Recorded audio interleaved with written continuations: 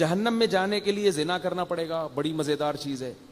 جہنم میں جانے کے لیے جھوٹ بولنا پڑے گا، کتنا مزہ آتا ہے، پیسے مل جاتے ہیں جھوٹ بول کے.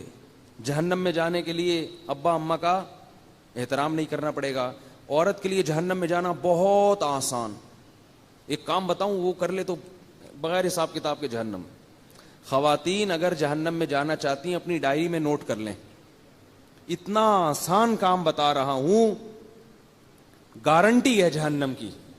وہ ہے شوہر کا دل دکھائیں اور شوہر کی نافرمانی کریں، شوہر کو خوش نہ رکھیں. کیونکہ نبی صلی اللہ علیہ وسلم نے فرمایا جس عورت کا شوہر اس سے خوش نہیں ہے وہ عورت جنت میں نہیں جا سکتی. تو بہت آسان ہے، اس کی ایسے کی تیسی کر کے رکھو، ٹھیک ہے. خرچہ پورا لو، اس سے پرچی آئیں گی، 1 درجن انڈے لا دو، 1 کلو ٹماٹر لا دو. وہ خان سامہ جا رہا ہے ٹماٹر لینے کے لیے، انڈے لینے کے لیے، واپسی پہ دہی بھی لیتے آئیے گا. ابھی دہی لے کے آ رہے، ایک میسج آ گیا، واپسی پہ ایک بڑی ڈبل روٹی بھی لیتے آئیے. پھر جا رہا ہے واپس، ٹھیک ہے نا. تو اس کا خون چوس کے رکھو. بیمار ہو جائے، آپ بیمار ہو جائیں تو اس سے سارے پیسے لو علاج کے. اگر ٹھیک نہیں ہو رہی تو اسی پہ ڈال دو کہ یہ صحیح خرچہ نہیں کر رہے. میں نے کہا تھا آغا خان لے کے جاؤ، انہوں نے لیاقت نیشنل میں داخل کرا دیا. بچہ اگر بیمار ہو جائے تو اس کا خرچہ بھی کس سے لیا جاتا ہے؟ ہیں بھائی، ابا سے لیا جاتا ہے. بچوں کی فیسیں ابا سے لی جائیں گی. سارے اس کا خون نچوڑ دو، مگر مانو اپنی. منمانی کس کی ہوگی؟ تو بہت ہی شارٹ کٹ راستہ ہے جہنم میں جانے کا. اچھا خیر، زیادہ نہ ہو جائے کہیں. اور مرد کے لیے جہنم میں جانے کا پتہ ہے سب سے شارٹ کٹ راستہ کیا ہے اس زمانے میں؟ مردوں کے لیے ہے بد نظری. بے حیائی سے نہیں بچتے آج کل. انٹرنیٹ پر بیہودہ چیزیں دیکھی جا رہی ہیں. جہاں کوئی چمکتا دھمکتا چہرہ نظر آئے گا ایک دفعہ لازمی دیکھتے ہیں اس کو کہ یار حسرت نہ رہ جائے کہیں. اور پھر صحت بھی خراب ہوتی ہے، گناہوں کی طرف طبیعت بھی مائل ہوتی ہے. تو یہ تو اللہ نے سب سے بڑی آزمائش مرد کے لیے عورت کو بنایا ہے. یہ قرآن میں ہے، زُيِّنَ لِلنَّاسِ حُبُّ الشَّهَوَاتِ مِنَ النِّسَاءِ. قرآن کے الفاظ ہیں کہ ہم نے لوگوں کے لیے یعنی مردوں کے لیے جو سب سے مزین چیز بنائی ہے وہ عورتوں کو بنایا ہے. سب سے مزین کا کیا مطلب ہے؟ کہ چادر اللہ نے خوبصورت ڈالی ہوئی ہے، لیکن ہے کیا؟ وہ عذاب ہے، آگ ہے اگر حرام طریقے سے جاؤ گے. اب اس کا حل اللہ نے کیا بتایا؟ بھائی اتنی مزین چیز کو چھوڑے گا کیسے؟ تو اللہ نے فرمایا هل انبئکم بخیر من ذالکم. اس سے بھی زیادہ مزیدار چیز نہ بتاؤں؟ وہ ہے کہ اگر تم تقوی اختیار کرو گے تو جنت میں تمہیں حوریں ملیں گی، وازواج مطہرات، پاکیزہ بیویاں ملیں گی. تو یہاں مزے اڑا لو گے تو وہاں سے محروم. نہیں آ رہی نا بات سمجھ میں؟ اور وہاں اگر مزے چاہتے ہو تو یہاں نظر کو جھکاؤ.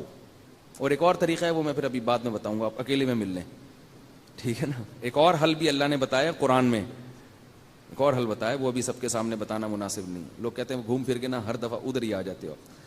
تو نکاح کر لو بھائی، حلال طریقے سے رکھو. نبیوں کی سنت ہے، اولاد ملے گی، حقوق ہوں گے.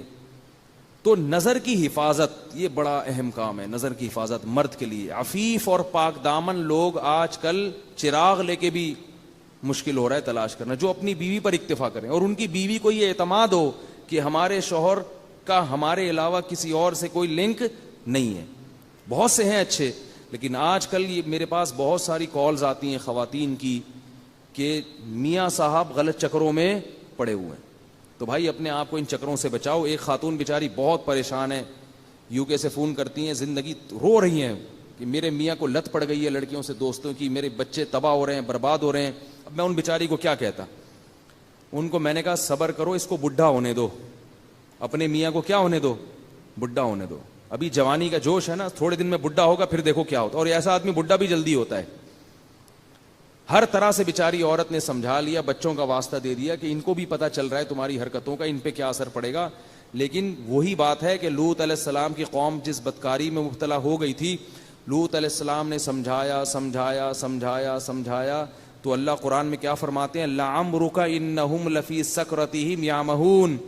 اے محمد صلی اللہ علیہ وسلم، ہمیں آپ کی عمر کی قسم، وہ لوگ اس وقت بڑے نشے میں پڑے ہوئے تھے. ان کو لوط علیہ السلام کی باتیں سمجھ میں نہیں آ رہی تھی، بہت نشے میں مست تھے.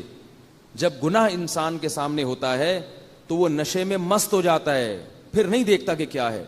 تو اللہ نے پھر کیسا عذاب دیا, فجعلنا عالیہا سافلہا, فرمایا ہم نے زمین کو اٹھا کے الٹا دے کے پٹک دیا, پوری قوم کو اللہ نے تباہ کر دیا. تو زانی سے اللہ کو بہت نفرت ہوتی ہے. یاد رکھو ہمارے معاشرے میں زنا بہت تیزی سے پھیل رہا ہے, بہت تیزی سے پھیل رہا ہے.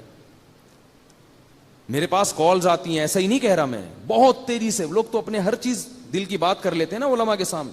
بہت تیزی سے زنا پھیل رہا ہے, اس کو اللہ کا واسطہ روکنے کی کوشش کرو, سختی کرو اپنے گھر میں. چچا پھوپھیزاد بہنوں کو بے پردہ نہ ہونے دو کزنوں کے سامنے. اگر آپ کا بیٹا چچا پھوپھیزاد بہن سے دوستی لگاتا ہے, پابندی لگاؤ اس پر.